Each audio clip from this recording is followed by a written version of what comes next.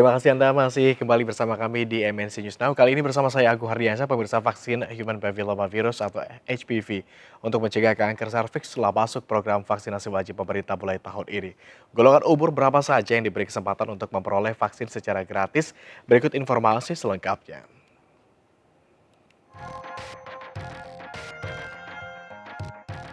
Di Indonesia, kanker serviks masih menjadi penyakit kanker dengan jumlah penderita terbesar kedua setelah kanker payudara. Bahkan WHO menempatkan Indonesia sebagai negara dengan jumlah kematian dan kasus kanker serviks terbanyak di dunia. Per tahun 2020 ada 36.633 kasus dengan kematian 57,1%. Dan menurut data dari WHO, setiap 2 menit, 1 orang di dunia meninggal. Sedangkan di Indonesia, 1 orang meninggal dunia setiap 1 jam akibat kanker serviks. Kanker serviks merupakan salah satu jenis kanker yang penyebabnya dari infeksi virus Human Papillomavirus atau HPV. Oleh karena itu, pemberian vaksin HPV dapat dilakukan sebagai langkah pencegahan kasus kanker serviks. Kementerian Kesehatan memastikan vaksin untuk penyakit kanker serviks bakal diwajibkan dan digratiskan untuk populasi warga yang menjadi target. Vaksin wajibnya kita dari 11 antigen menjadi 14, kita tambah HPV, PCV, sama rotavirus, terutama karena kematian kanker itu paling banyak wanita Indonesia itu cervix sama breast cancer. Cervix ada vaksinnya, ya daripada kita ngurusnya di rumah sakit yang mahal dan menderita buat rakyatnya, kita urusnya di preventif aja. Jauh lebih murah daripada dioperasi di rumah sakit atau di kemo di rumah sakit. Golongan penerima untuk dosis pertama vaksin HPV akan diberikan kepada siswi kelas 5, sementara dosis kedua diberikan pada siswi kelas 6 SD, Madrasah Ibtidaiyah atau sederajatnya. Setelah itu, anak pun akan terbebas dari ancaman kanker serviks dan penyakit lainnya yang disebabkan oleh HPV seperti kanker leher rahim, kanker vagian, kanker vulvam kutil kelamin, dan anus. Tim Liputan iNews melaporkan. Kementerian Kesehatan Republik Indonesia baru-baru ini memasukkan vaksin HPV, vaksin untuk mencegah kanker serviks ke dalam program vaksin wajib. Kanker serviks diketahui menjadi pembunuh terbesar wanita di Indonesia kedua setelah kanker payudara. Lantas seberapa besar ancaman kanker serviks ini dan apa fungsi dari vaksin HPV? Untuk membahasnya lebih lanjut sudah bersama kami di studio Dr. Firman Santoso, dokter spesialis kandungan. Selamat sore, Dok. Selamat sore. Sehat, Dok, ya? Sehat, terima kasih untuk mengundang saya ke sini. Kita bicara terkait vaksin kanker serviks ini. Apa urgensinya sampai ini harus diwajibkan begitu? Ya, seperti tadi kita sudah lihat pendahuluan bahwa Indonesia menjadi penyumbang nomor 1 angka atau new cases per year daripada kanker serviks dan juga menjadi penyumbang nomor 1 untuk kasus kematiannya. Jadi lebih dari setengahnya itu akan meninggal. Jadi inilah urgensinya. Kalau kita bandingkan misalnya dengan Amerika, data di Amerika tahun 2019 itu hanya sekitar 13.000 kasus baru. Oke, prevalensi kasus kanker serviks di Indonesia dibanding negara lain artinya termasuk yang sangat cukup besar. Di Indonesia kan tadi kita baca 38.000 per tahun, di mana setengahnya meninggal. Sedang di Amerika dari 13.000 itu angka kematiannya hanya sekitar 4.250. Jadi kurang dari 50%. Kalau kita lebih dari 50%. Jadi sangat-sangat urgent untuk mengatasi penyakit ini. Karena ini satu-satunya cancer yang kita bisa lakukan tindakan pencegahan. Unlike kanker yang lain, kita nggak bisa cegah. Salah Tergantung satunya dengan vaksinasi betul. HPV ini. Betul sekali. Tapi memang apa yang menyebabkan HPV ini begitu lebih cepat menyebar begitu? Baik. Ya, jadi kita tahu bahwa ada 100 strain daripada human papillomavirus. Tetapi yang paling kita takutkan adalah yang jenis high risk type. Nah, itu kira-kira ada sekitar 20 strain. Nah, high risk type ini dia akan mengeluarkan oncogenes protein. Nah, bahayanya gini.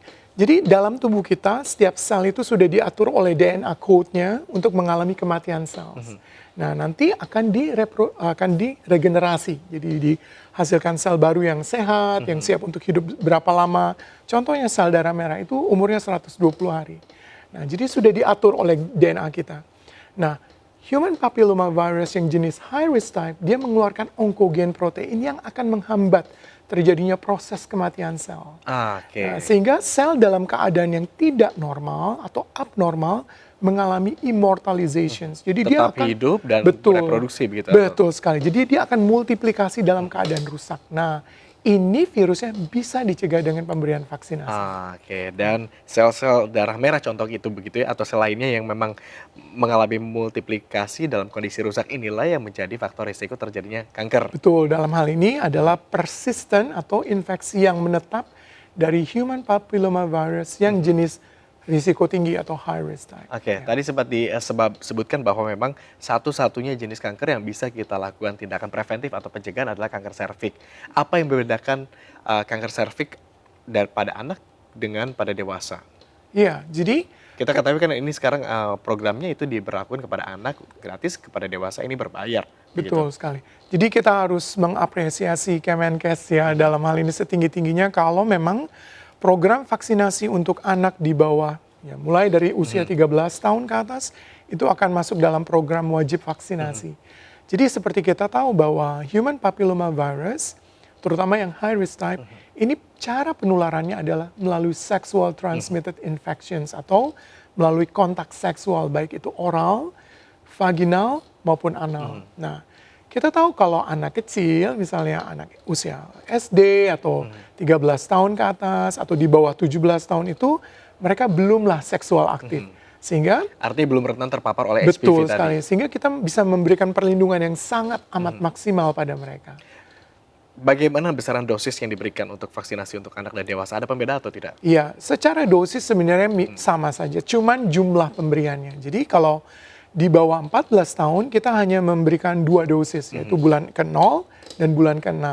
Sedangkan pada orang dewasa kita akan memberikan 3 dosis, bulan 0, 2, dan bulan 6. Seperti itu. Oke, tapi artinya sebetulnya sama-sama saja begitu ya? Sama saja, betul. Cuman jumlah pemberiannya yang beda. Ada yang menjadi kemudian pertanyaan dari kalangan masyarakat, kalau tadi dokter sempat menyebutkan bahwa penyebarannya paling umum itu terjadi akibat sexual transmitted atau Betul. ditransmisikan melalui hubungan seksual aktif begitu, termasuk juga berganti-ganti pasangan. Betul Tapi sekali. mungkin tidak, jika HPV ini kemudian dapat menular oleh hal-hal yang lain seperti misalnya ganti pembalut begitu, atau mungkin juga kebiasaan-kebiasaan secara kebersihan mungkin tidak terlalu rapi tanpa melalui sexual transmitted. Iya. Mungkin atau tidak? Tidak. Jadi mungkin. jawabannya sangat jelas bahwa itu hanya mitos saja, bahwa human papilloma virus dalam hal ini yang high risk type betul-betul ditularkan pure melalui sexual transmitted. Termasuk pertanyaan yang ini, apabila menggunakan panty liner yang dilakukan secara terus-menerus juga itu ternyata dapat disanggah bahwa itu tidak. Tidak ada hubungannya. Oke. Apa yang bisa dilakukan oleh warga masyarakat, khususnya kaum wanita kalau begitu, untuk mencegah tertular dari potensi kanker serviks? Ya, pertanyaan yang sangat bagus sekali. Jadi seperti yang kita tahu bahwa ini bisa dicegah. Jadi kalau kita melakukan vaksinasi wajib ya Pak ya, bukan cuman kita bisa mencegah kanker serviksnya, tetapi juga semua kanker yang disebabkan oleh human papilloma virus high risk type. Misalnya orofaring atau tenggorokan karena melakukan seks oral misalnya. Atau misalnya vulva vagina, bibir kemaluan, yang juga disebabkan oleh human papilloma virus. Dan juga anorektal atau anus. Ini semua bisa dicegah dengan pemberian vaksin kanker serviks. Tapi Jadi, bicara HPV ini kan kepada laki-laki pun itu sangat mungkin terjadi begitu ya? betul, Kutil kelamin itu di laki-laki. Mengapa di perempuan berbahaya sampai menyebabkan kanker sedangkan di laki-laki tidak? betul. Itu adalah satu misteri yang kalau kita bilang tidak ada. Karena kan ya. ada penyebut tadi Betul. penularannya secara seksual, Betul yang mana sekali. melibatkan laki-laki dan perempuan. Iya. Mengapa ke perempuan beresiko Betul. tinggi begitu? Jadi sampai pada kanker laki-laki surprisingly mereka lebih berperan sebagai carrier. carrier? Ya, sebagai carrier. Dan perlu kita Artinya bisa jadi penularannya dari pihak laki-laki begitu? betul sekali. Tetapi jarang sekali insiden kanker penis misalnya yang disebabkan karena human papilloma virus high risk type. Jadi memang tidak adil ya. Oke. Kalau tadi pencegahan dilakukan oleh perempuan, jika misalnya itu kemudian terjadi, bagaimana langkah dini untuk mendeteksi? Ya, jadi kita mengenal adanya pencegahan primer yaitu dengan vaksinasi dan pencegahan sekunder yaitu dengan melakukan tes pap smear baik itu liquid based cytology dan HPV genotyping. Jadi kita memeriksa apakah ada human papilloma virus yang high risk type atau misalnya infeksi visual asam asetat. Kita kenal sebagai IVA yang bisa dilakukan pada fasiankes seperti puskesmas ya. Jadi sebenarnya tidak ada alasan untuk kita tidak bisa mendeteksi sedini mungkin. Jadi walaupun misalnya seorang perempuan terkena human papilloma virus infections yang persisten, nah kata kuncinya persisten artinya dia menetap dalam jangka waktu lama. Nah ini yang potensial bisa menyebabkan kanker serviks. Ini kita bisa temui pada tahap yang sangat awal. Jadi kalau kita temui pada tahap misalnya baru menjadi precancer, kita bisa memotong rantainya. Artinya pasien tidak akan mengalami kanker serviks. Oke. Karena kita udah stop perjalanan penyakitnya. Banyak di antara wanita di Indonesia khususnya begitu baru menyadari kanker setelah melalui stadium yang Betul sekali. tinggi begitu. Iya, Nah betul pencegahannya sekali. awal seperti apa? Apakah memang itu terasa atau seperti apa? Jadi pertanyaannya baik nih. Jadi kalau stadium awal semua kanker itu sama sekali tidak menunjukkan gejala. Jadi lupakan ada gejala. Itu betul-betul asimptomatik, artinya tidak ada gejala. Kalau kita tidak bisa mengidentifikasi dari gejala, lantas dari apa? Dari Apa tes yang membuat kita pap harus smear. pergi ke Makanya, tes? jadi tadi kita sebutkan kita lakukan pap smear, misalnya setiap 1 tahun sekali, atau dengan teknologi yang baru sekarang yang dengan liquid base dan HPV genotyping DNA itu kita bisa lakukan tiap 3 tahun sekali. Jadi tetap datang ke dokter kandungan terdekat. Oke. Ada gejala atau tidak sebaiknya Betul disarankan sekali. begitu untuk secara berkala Betul melakukan sekali. tes pap smear tersebut. Iya, karena kalau sudah ada gejala, umumnya itu udah stadium 2B ke atas. Nah, kita kenal sebagai advanced stage atau stadium yang sudah lanjut. Jika itu kemudian sudah terlanjur terjadi, apa yang bisa dilakukan oleh wanita Indonesia Iya. untuk kemudian mengobati kanker serviks tersebut? Iya, jadi tergantung daripada stadium klinis dan stadium yang kita dapatkan melalui biopsi, pemeriksaan imaging, dan lain sebagainya, kita akan mengutamakan jika itu early stage atau belum menjadi advanced stage, masih loco-regioner, masih terbatas, kita harus melakukan surgery.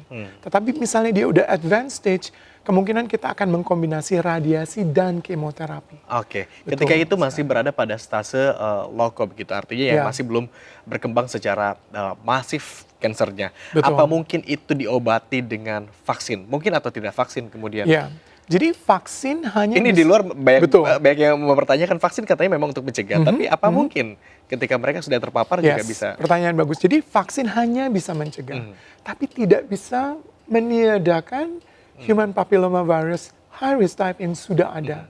Dan juga tidak akan membantu perjalanan penyakitnya menjadi lebih baik jika itu sudah misalnya advanced stage. Jadi makanya harus pencegahan. Artinya vaksin ini Betul. tidak efektif untuk mengobati, tetapi Betul paling tidak sekali. mencegah. Exactly. Anda juga barangkali sepakat bahwa vaksin ini memang sebaiknya diberikan kepada anak-anak usia dini karena ya Yes, mereka belum betul. terpapar begitu. Belum seksual aktif, betul sekali. Kuncinya sebelum seksual aktif, kita sudah harus memberikan vaksin ini. Oke, dok, ada yang menyebut juga bahwa HPV atau human papilloma virus itu katanya once you got it, then they stay forever di dalam tubuh. Tidak Betul benar, atau tidak? tidak benar. Jadi tergantung immune system kita.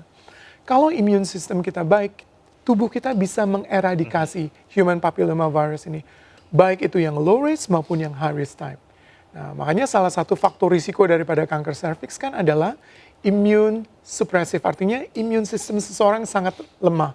Misalnya karena dia ada autoimmune disease yang menyebabkan harus ditekan imunnya, atau misalnya pada penyakit HIV yang menyebabkan sistem imun menjadi lemah. Nah, mereka lebih rentan terhadap kanker serviks yang disebabkan karena HPV. Baik, terakhir ini karena memang kanker serviks ini begitu urgensinya tinggi dan kemudian juga program pemerintah ini menggalakkan adanya vaksinasi. Berapa besar yang disarankan dari kacamata dokter yang tepat untuk harga bagi mereka yang memang ingin membeli secara Betul. berbayar? Betul. Saat ini harganya masih sekitar 1,2 juta. 1,2 juta rupiah Betul, untuk vaksinnya. betul. Dan itu memang masih terlalu... Itu 3 kali dosis berbeda atau setiap kalinya 1,3 juta? Setiap kali. Ya, kita bagaimana caranya membuat ini menjadi accessible untuk semua masyarakat. Nah, itu adalah impiannya.